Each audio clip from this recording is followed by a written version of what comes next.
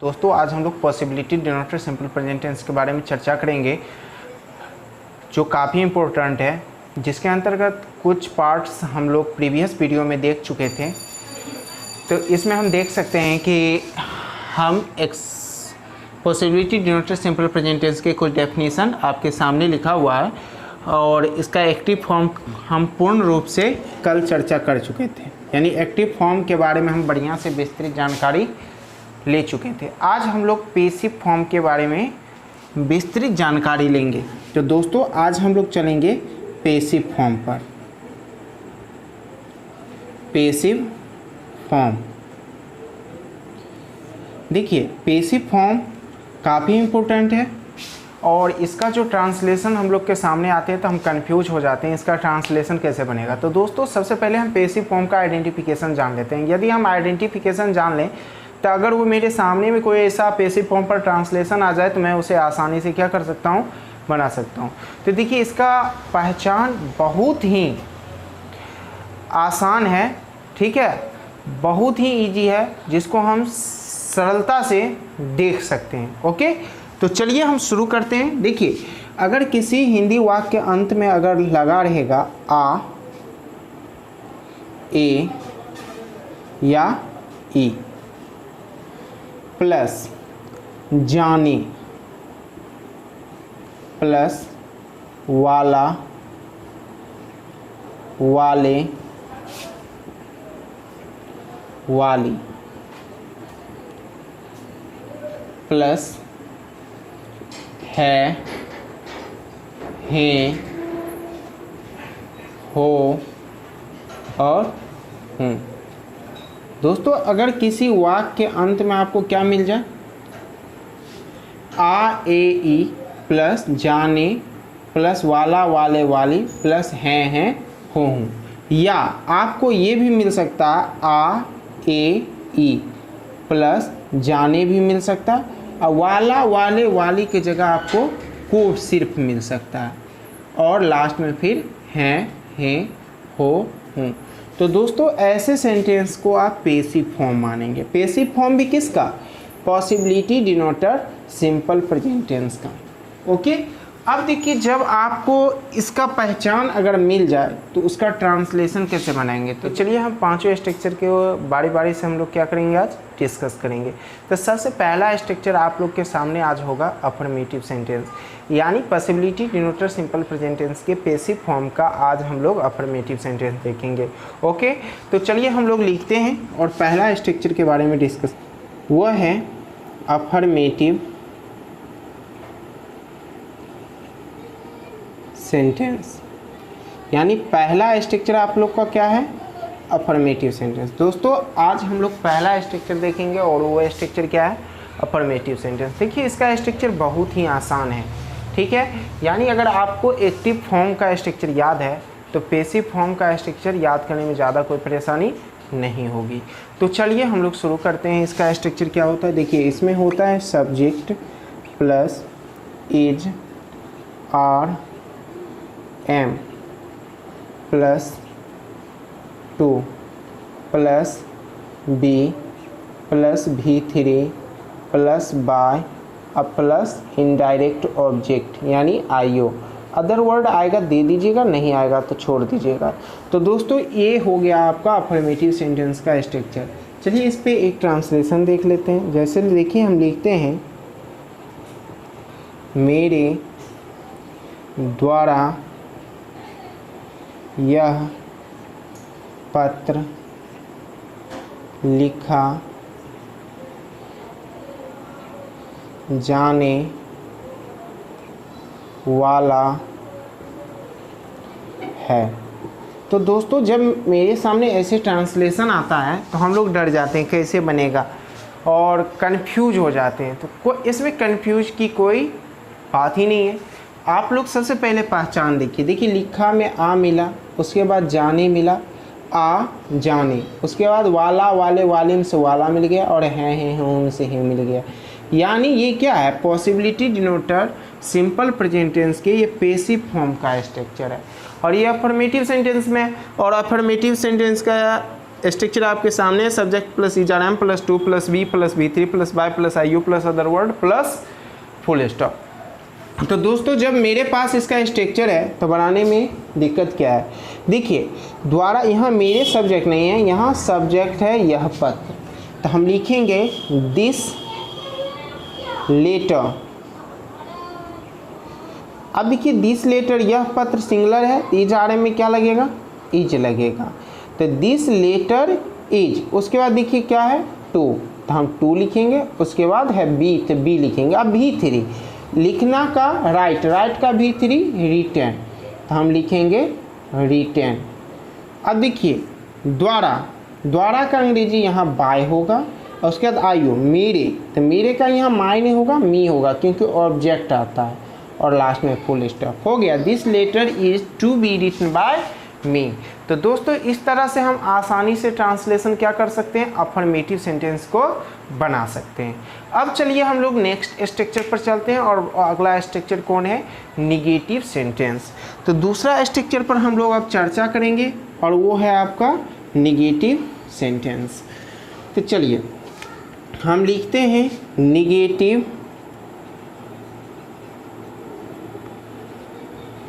Sentence.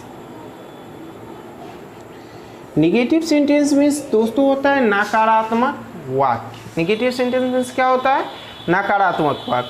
देखिए इसका structure भी बहुत आसान होता है, subject plus is are am plus not. अब बस उसी तरह से होता है, तब उसके बाद 2 का प्रयोग करिएगा, फिर B का प्लस V3 का, उसके बाद बाय, उसके बाद IU, उसके बाद अदर वर्ड, और लास्ट में फुल स्टॉप। दोस्तों इस पर हम एग्जाम्पल देख लेते हैं। लिखेंगे उनके द्वारा यह काम नहीं किया जाने वाला है। तो दोस्तों आप यहाँ देख सकते हो, इसमें पहचान क्या आ गया, आ जाने वाला है। देखिए ऊपर वाले पहचान हूबहू मिल रहा है। जब आपको पहचान मिल रहा है तो स्ट्रक्चर में देखिए नहीं लगा हुआ है, तो निगेटिव सेंटेंस है। और जब ये निगेटिव सेंटेंस है तो अब इसको बनाना कोई भारी बात नहीं है, क्योंकि सबसे पहले सब्जेक्ट लिखेंगे। देखिए द्वारा से पहले ये सब्जेक्ट नहीं होगा, ये बाय के बाद उनके का प्रयोग करेंगे। यहाँ सब्जेक्ट होगा यह काम, यानी यह काम का अंग्रेजी क्या होगा, दिस वर्क।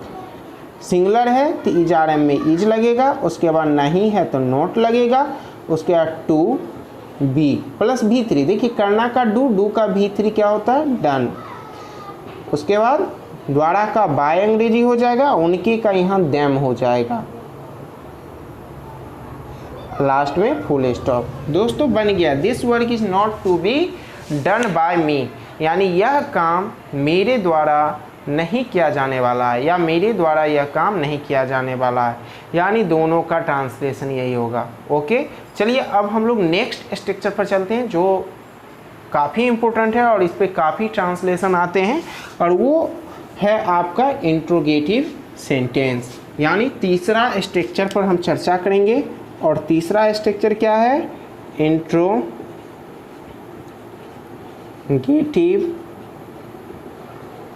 सेंटेंस, प्रश्नवाचक वाक्य। दोस्तों इसका भी बहुत ही आसान है स्ट्रक्चर। देखिए इसमें शुरू में ही इज आर एम का प्रयोग होता है, is are am plus subject plus 2 plus B plus V3 plus by plus indirect object plus other word plus question mark. Interrogative sentence में बस एक बात ध्यान रखना है कि इसमें हम क्वेश्चन मार्क का प्रयोग करते हैं। ओके अब चलिए इस पर हम एक एग्जाम्पल देख लेते हैं। इसमें एग्जाम्पल देखिए, हम जैसे लिखते हैं, क्या उसके द्वारा गरीबों को मदद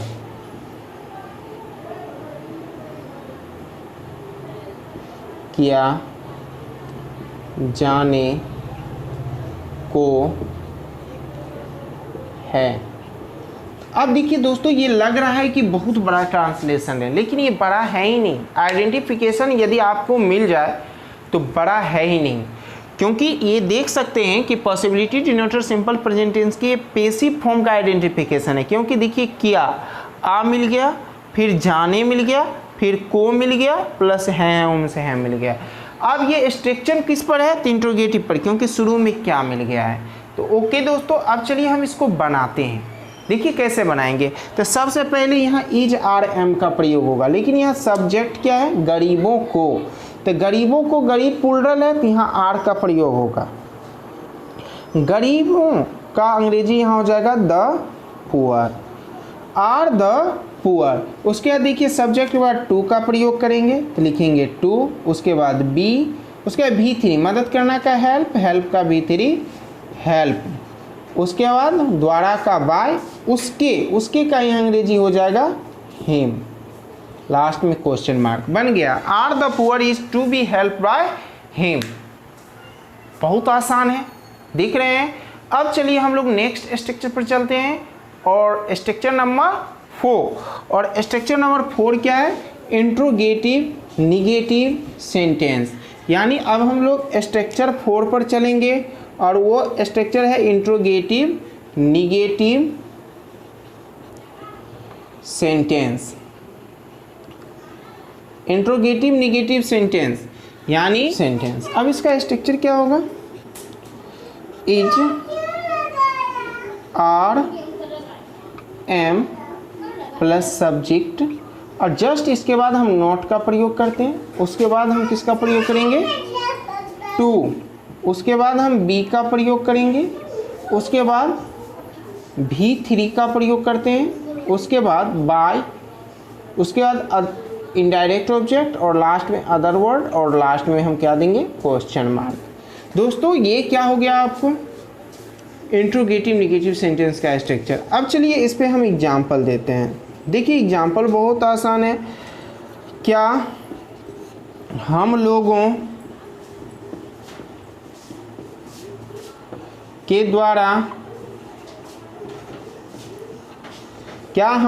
के द्वारा उसे मदद नहीं किया जाने को है। देखिए बहुत ही आसान है, इसमें पहचान क्या मिला? आ जाने को प्लस है, और शुरू में क्या? बीच में नहीं, यानी इंट्रोगेटिव निगेटिव सेंटेंस हो गया। और जब ये इंट्रोगेटिव निगेटिव सेंटेंस है तो इसका स्ट्रक्चर आपके क्या है? सामने में एच are am plus subject plus not plus to plus बी3 plus by plus IO plus other word plus question mark. Okay, अब चलिए हम इसको क्या करते हैं? बनाते हैं स्ट्रक्चर के अनुसार। देखिए स्ट्रक्चर में शुरू में इज आर एम का प्रयोग है, और यहाँ सब्जेक्ट है उसे, तो उसे के साथ यहाँ इज का यूज होगा, तो हम यहाँ लिखेंगे इज, उसके बाद ही, उसके बाद नहीं है तो नॉट, उसके बाद टू, उसके बाद बी, मदद करना का हेल्प, हेल्प का भी3 हेल्प्ड, बाय अस, हम लोगों का अंग्रेजी क्या होगा? अस, और लास्ट में क्या हो जाएगा? Question mark. यानी क्या हम लोगों के द्वारा उसे मदद नहीं किया जाने को है का अंग्रेजी क्या हो जाएगा? Is he not to be help by us. Okay, अब चलिए लास्ट और अंतिम स्ट्रक्चर पर चलेंगे, और वो स्ट्रक्चर क्या है? WH question. चलिए लास्ट स्ट्रक्चर पर हम आ रहे हैं, और 5वां स्ट्रक्चर है WH क्वेश्चन। देखिए WH क्वेश्चन बहुत ही आसान है, सिर्फ WH वर्ड हम शुरू में लगाते हैं, और उसके बाद इंट्रोगेटिव निगेटिव सेंटेंस का ही स्ट्रक्चर एक तरह से लिख देते हैं। यानी is are am plus subject, इसमें नॉट आ भी सकता है नहीं भी आ सकता है, इसलिए ब्रैकेट में घेर दिए हैं, plus to plus be plus V3 plus by plus IO plus other word, और लास्ट में हम लोग किसका प्रयोग करते हैं, क्वेश्चन मार्क का। चलिए इस पे हम एग्जाम्पल देख लेते हैं। जैसे देखिए हम लिखते हैं राम के द्वारा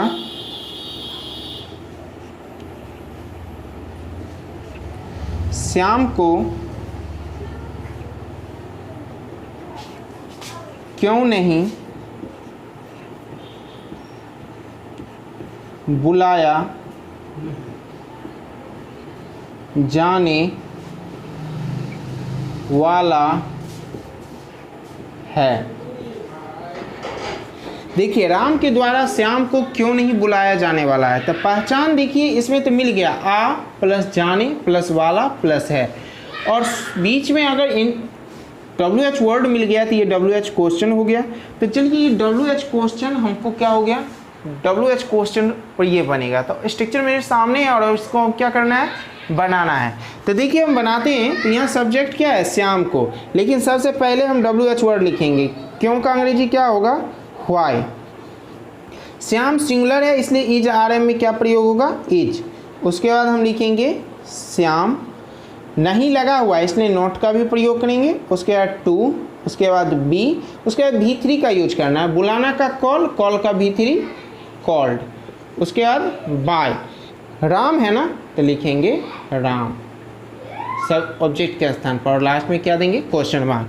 why is Shyam not to be called by Ram. Okay, इस तरह से आपको क्या हो गया, possibility denoter simple present tense के पैसिव फॉर्म का स्ट्रक्चर क्या हो गया, समाप्त हो गया। मैं आशा करता हूं कि आपको ये क्लास काफ़ी अच्छा लगा होगा। और यदि आपको ये क्लास अच्छा लगा है तो आपको मैं यही कहूँगा कि लाइक कर दीजिए। अगर कोई दिक्कत हो तो कमेंट बॉक्स में लिखिए, और अगर आपको अच्छा नहीं लगा, अगर अच्छा लगा, दोनों भी आप कमेंट में लिखिए। और जो न्यू व्यूअर हैं मेरे चैनल को सब्सक्राइब कर लीजिए। कल अब हम लोग पढ़ेंगे compulsion denoter simple present tense, जो काफ़ी इम्पोर्टेंट है। ओके, चलिए अब हम लोग कल मिलते हैं, तब तक के लिए बाय।